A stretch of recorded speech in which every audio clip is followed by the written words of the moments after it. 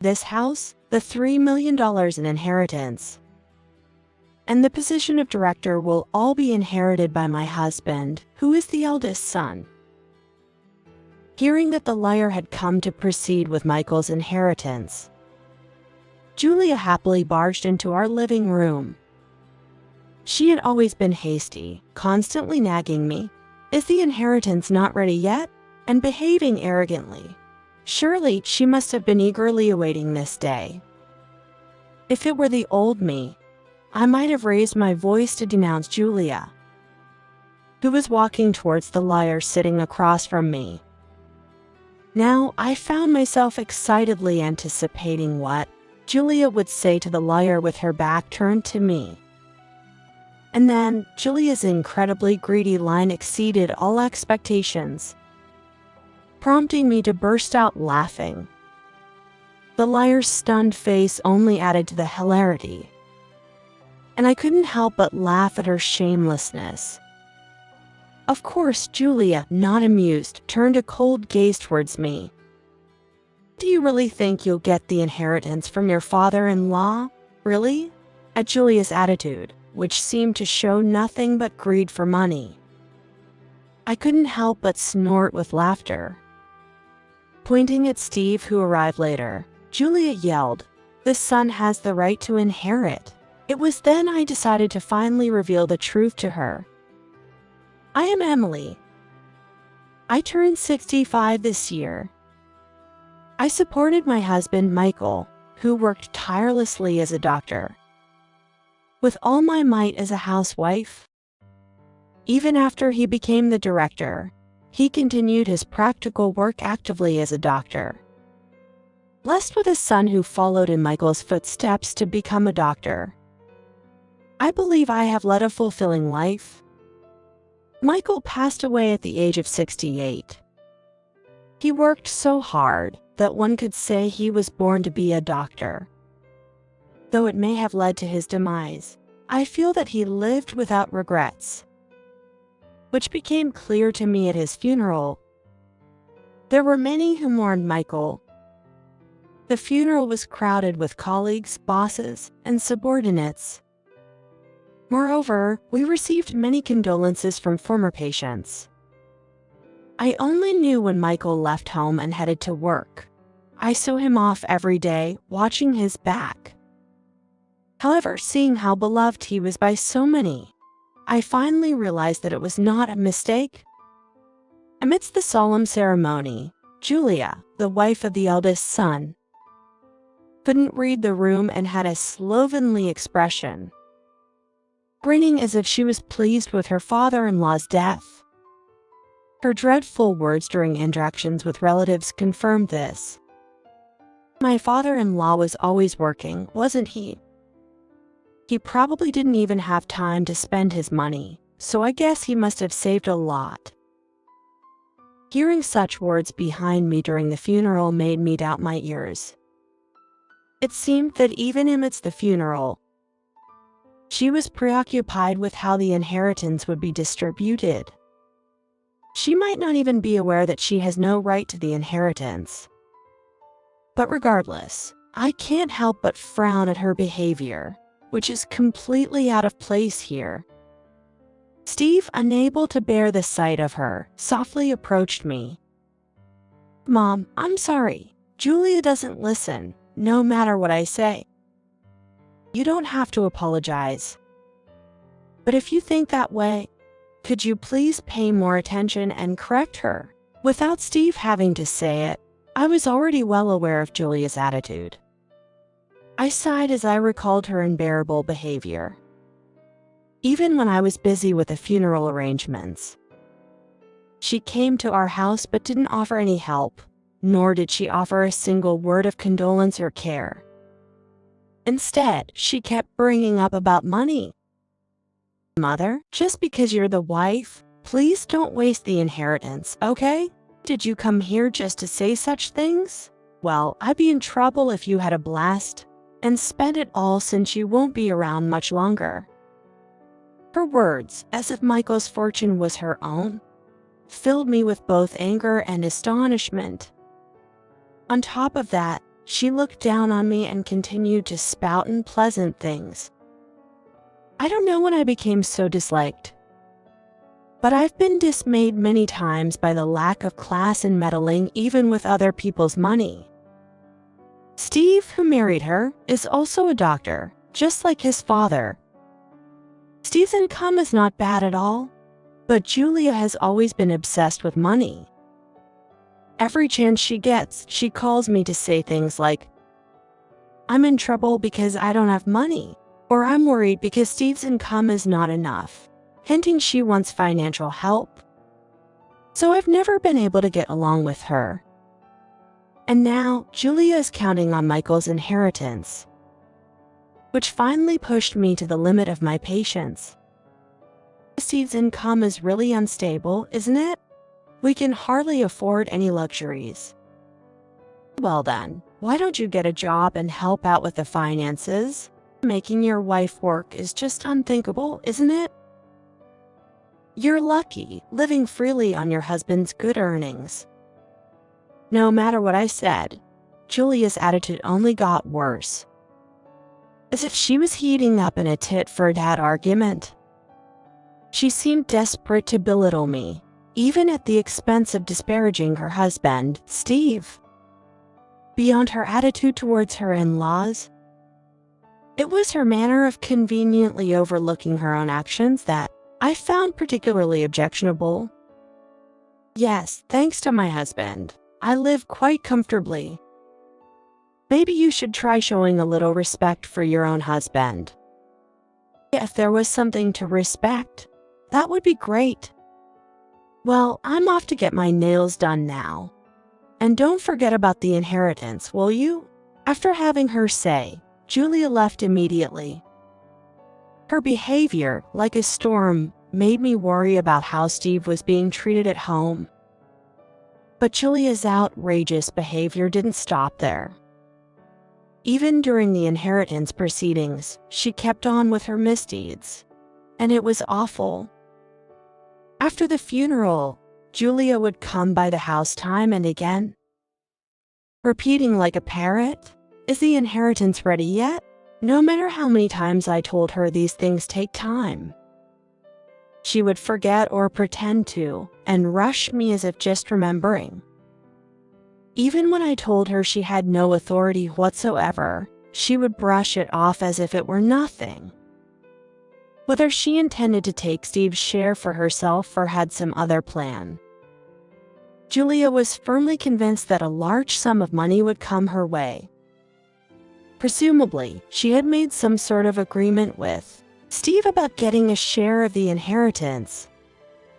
I wouldn't have interfered if it were just that, but Julia's misdeeds didn't end there. She even tried to take valuables from our house.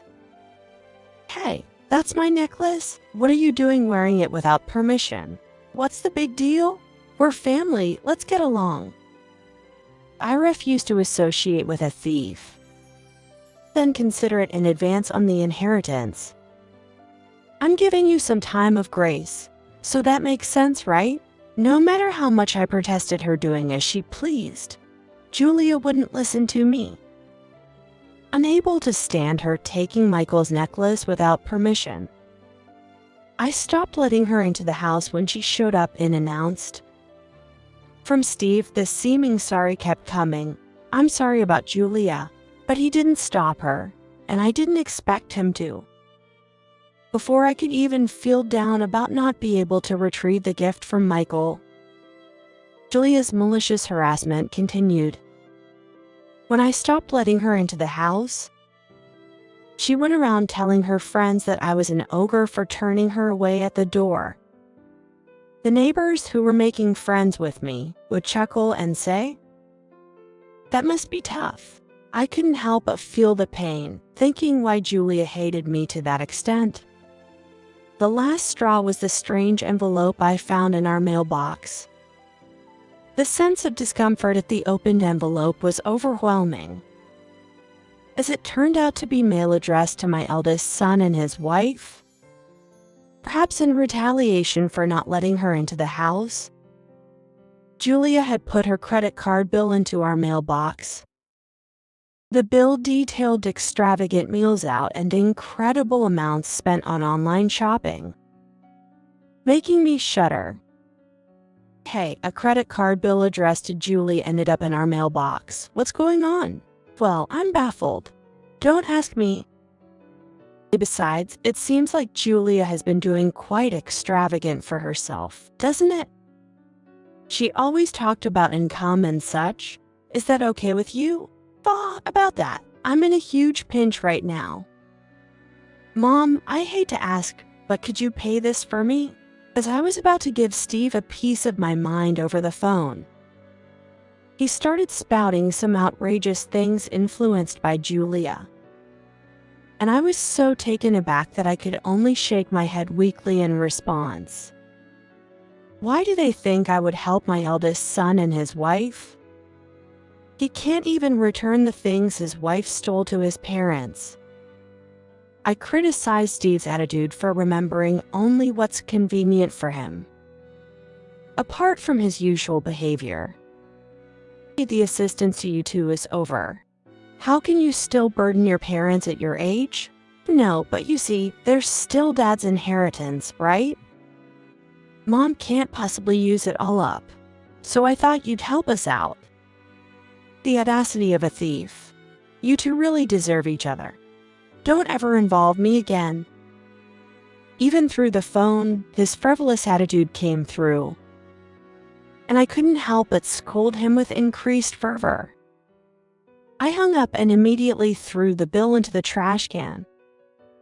The dizziness hit me when I thought that Julia had intentionally put the bill in our mailbox, expecting me to pay it. Could it be that they actually have a plan to get hold of the inheritance?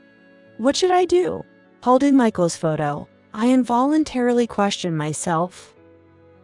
The mix of anger and disappointment towards my eldest son and his wife leaves me confused, unsure whether I should be angry or just disheartened. Can I truly proceed with the inheritance formalities as they are? As a sliver of anxiety passed through me, I tried to muster some courage. They'll get what's coming to them eventually. Despite my dissatisfaction, I was going through the procedures alone. The saving grace came in the form of a will left by Michael. After reading his will, I decided to get back at my eldest son and his wife. I'm glad you really were on my side. Staring at the will, I regained my composure. I clenched my fist, refusing to be submissive to their demands any longer. I decided to bide my time to give my eldest son and his wife a taste of their own medicine. With the thought of retaliation, I completely forgot about Julia's bill. I had no intention of doing anything about it, but perhaps realizing I had ignored it, Julia called me. Despite saying the inheritance procedures weren't finished, she accused me of claiming that just because I wanted to keep it all to myself and continued with harsh words. It's because you won't give up the inheritance. I'll wait a bit longer, so please take care of the payment for the card I left in your mailbox. Stop joking. Why would you even think you're entitled to any money? What do you mean, why? Steve is the eldest son, isn't he? It's only natural. As if mocking my ignorance, Julia laughed while saying that. Indeed, by general standards, the eldest son has inheritance rights. But even after being told so much by Julia, I still hadn't told them that important thing. Without telling them, they should know it themselves since it concerns them. But given their convenience-based thinking, it's unlikely they would have any idea. I waited the perfect moment to completely turn the tables on the two of them. And finally, that moment came. It was when I had arranged with a lawyer to assist with the end of the procedures. After the lawyer's meeting and the finalization of the procedures, I contacted Steve. It should have been a mere reporting call. Julia, predictably, hurried over to our house joyfully. Today, I purposely didn't lock the front door. Watching Julia, with no hesitation, open the door and walk in, I almost burst out laughing but managed to hold it back. Finally, I've been tired of waiting. You have been stalling the procedures, refusing to hand over the inheritance. Hey, Julia, what brings you here today? Is this gentleman the liar? I'm Julia, the wife of his son. Ignoring my speech, Julia hurriedly walked towards the liar sitting across from me. Normally, I would be raising my voice in complaint, but this time, I suppressed that urge and waited for Julia's words.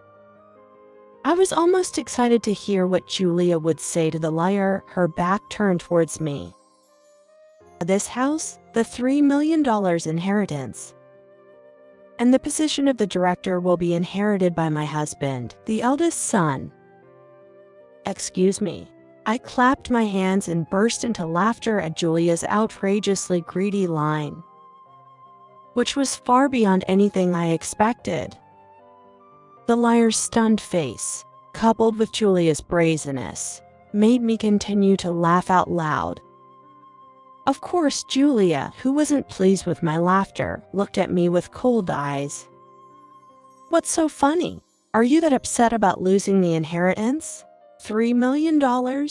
That's quite the figure you've come up with. How did you decide on that? You've worked as a doctor for a long time, haven't you? It should obviously be that much. You haven't already spent it all, have you? Julia's obsession with money was so evident that I couldn't help but snort in laughter. If it's money I inherited, it's none of her business. But it seems Julia dislikes the idea of me having any money at all. Mother, I warned you, didn't I? Don't do anything foolish considering your age. To say such things to a mother-in-law, you have some nerve. I've been the one warning you that you have no right. While wearing a necklace that she conspicuously took from me, Julia glared at me as if to reproach. But I had no intention of giving in to her anymore. I clenched my fist, determined not to be outdone by Julia's selfish and greedy nature, focused solely on her own interests. Julia, pointing at Steve, who arrived later, claimed, "My son has the right to inherit." I decided it was finally time to tell her the truth. You two shouldn't expect any inheritance, right, Steve? How? Why not? You have no clue, seriously? You must be joking. Are you still on about that? That's been settled a long while back, hasn't it? What are you talking about? I'm appalled. Without making any reparations, how can you think it's settled? What? What are you talking about? Julia seemed completely clueless, as if she was left out of the loop. And I was astounded by her ignorance. She still couldn't remember what she had done. So I started to explain to both of them, very carefully. A few years ago, Steve married Julia. However, just before that, Steve was married to another woman. Despite having a child, Steve had an affair with Julia and managed to marry her, leaving his family behind. The shocking story came to light when Steve couldn't pay child support to his ex-wife and pleaded with Michael. I never thought you could be so irresponsible. What were you thinking? If I had no choice, it was the only way to marry Julia. At least make amends for your irresponsibility on your own. I won't pay for you. Come on, isn't a little help okay? That's a doctor, he's always working. There must be extra money. Hearing such remarks, Michael's patience had long run out. Steve, preoccupied with his new life and wedding expenses, tried to make excuses. But Michael decided to abandon all familial affection for Steve and chose his grandchildren instead. Fine, I'll pay instead. There's no need for my grandchild to suffer because of having a father like you. Don't talk in such a sarcastic way. In return, you will never get any money from me again. Don't even think about touching my inheritance." At the time, Steve didn't take Michael seriously, assuming it was just something said at the moment. Michael refused to even attend his own child's wedding, saying, "Do you think someone who abandoned their family would be celebrated?" He did not offer any assistance thereafter. "Dad, come on. In the future, you might need us to take care of you. We're family, can't you meet us halfway?" "Well, I don't need it. I can't stand the thought of being a burden to the likes of you." Steve, knowing well of his father's wealth, hinted at future caregiving in a roundabout way of asking for support. Michael, however, did not listen and even made sure to include this in his will. The will was clearly drawn up to ensure that everything would go to his wife and Michael's grandchildren through Steve's former daughter-in-law. Michael, with his old-fashioned and strict character, had meticulously prepared so that not a single penny would go to his eldest son and his wife. It was during the funeral arrangements that I learned of this when Michael's lawyer showed me the will he had been entrusted with. I remembered my anger at the time and was sincerely grateful to Michael for leaving us his legacy. So, as it stands, Steve has no right to any of Michael's inheritance. Steve was stunned as he listened to the lawyer read Michael's will. Then, I spoke to Julia as if to twist the knife. "By the way, the things you took without permission. You were considering that an advance on the inheritance, weren't you? That's, as you've heard. You have no rights, so naturally, you return them, right?" Saying this, I pointed at the necklace she was wearing today. Julia reluctantly threw the necklace at me, scowling, unable to say anything in front of the liar. "I didn't know about this. I came here today thinking I would get a share of the inheritance." "Oh, is that so? When you came to report your marriage, I thought you knew what you were getting into since you were so smug." Saying how much more attractive I was. Remembering how infuriating Julia's attitude was at that time, it felt right that the two of them were indeed a perfect match. I will definitely get the inheritance. The hospital, too. If there's no successor for the director's seat, that would be troublesome, wouldn't it? Unfortunately for you, he has already handed it over to a capable subordinate. Why? It's normal to pass it on to your children, right? You reap what you sow when you do something out of the ordinary. If I can't have the money, then at least give me the hospital or the house. Julia seemed unable to give up on the inheritance, desperately asking the liar, "What can I possibly receive then?" However, Michael's liar, who had been hired, simply calmly dismissed them, saying there was no right or claim for them in the will. "This can't be happening. This must be wrong." "Is that so? What will you do? File a lawsuit? If you want to add to your shame, go for it." Julia, clearly upset by my response, stormed out with red-faced and heavy footsteps. After seeing Steve leave, I held the necklace in my hand and made a small victory gesture. After that, Julia never approached me again, and the inheritance procedures ended without issue. I was worried that Steve might contact my grandchildren, whom he didn't even pay child support for, but it seems that no problems arose. It appears that Steve and Julia are now having quite a dispute since they did not receive any inheritance.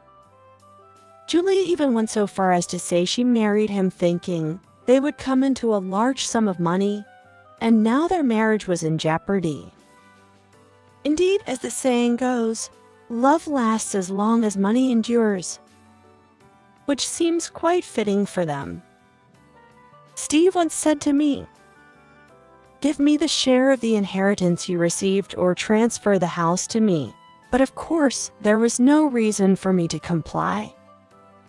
I simply responded, "Stop talking nonsense," and hung up the phone. As much as my son's lack of reliability was disappointing, there was one good piece of news recently. It was a letter from Steve's ex-wife informing me that the inheritance procedures were completed, along with a photo of my blood-related grandchild. The letter updated me on their family status and expressed gratitude. They feel fortunate to have had such wonderful grandparents. They seem to be living happily. The grandchild that Michael had always cared about seemed to be growing up well and living happily with a new father. I read this letter in front of Michael's photo, intending to report the good news to him. Although Steve's disloyalty was disappointing, I was pleased to be able to report something good to Michael about his grandchild.